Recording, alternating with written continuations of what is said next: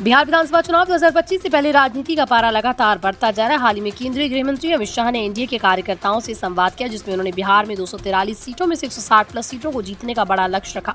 इस दौरान उन्होंने चुनाव को लेकर अपनी रणनीति और मुद्दों पर भी विस्तार से बात की। उन्होंने कहा कि ये चुनाव सिर्फ राजनीति सत्ता के लिए नहीं बल्कि राज्य के भविष्य और सुरक्षा के लिए भी बेहद महत्वपूर्ण है। अमित शाह ने बूथ लेवल कार्यकर्ताओं से बात करते हुए कहा, बिहार से घुसपैठियों को निकालना इस चुनाव का मुख्य मुद्दा है। उन्होंने जोर देकर कहा कि एनडीए की सरकार बनते ही राज्य में कानून व्यवस्था और सुरक्षा को मजबूती मिलेगी। अमित शाह के इस बयान के बाद कार्यकर्ताओं में जोश और उत्साह देखने को मिला। सभी ने एक स्वर में जय श्री राम के नारे लगाए। शाह ने एनडीए की उपलब्धियों का भी जिक्र किया और कहा, पिछली सरकार ने राज्य के विकास के लिए कई योजनाएं लागू की।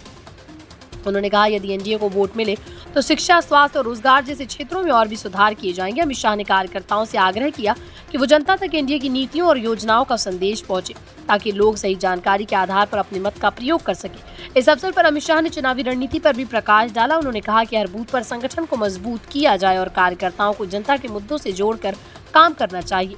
उन्होंने बूथ स्तर पर निगरानी और समर्थन व्यवस्था को दुरुस्त रखने का निर्देश भी दिया। उनका ये भी मानना है कि चुनाव में जनभावना को समझना और लोगों तक सीधे पहुंचना सफलता की कुंजी है। सभा में मौजूद कार्यकर्ताओं ने अमित शाह के भाषण को बेहद उत्साहजनक और प्रेरणादायक बताया। उन्होंने कहा, भाजपा और एनडीए के लिए ये चुनाव बेहद निर्णायक होगा। अमित शाह ने कार्यकर्ताओं को जनता के साथ संवाद बढ़ाने और वोटरों के विश्वास पर मजबूत करने को प्रेरित किया। इसके अलावा उन्होंने सभी को याद दिलाई कि शांतिपूर्ण और जिम्मेदार चुनाव की भावना को बनाए रखना भी जरूरी है।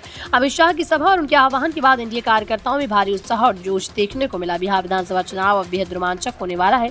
160 प्लस सीटों के लक्ष्य और घुसपैठियों को खदेड़ने के मुद्दे ने चुनावी मैदान में नई ऊर्जा भर दी। आने वाले हफ्तों में ये देखना दिलचस्प होगा कि जनता की प्रतिक्रिया क्या रहती है और कौन सी पार्टी विधानसभा में बहुमत हासिल करती है।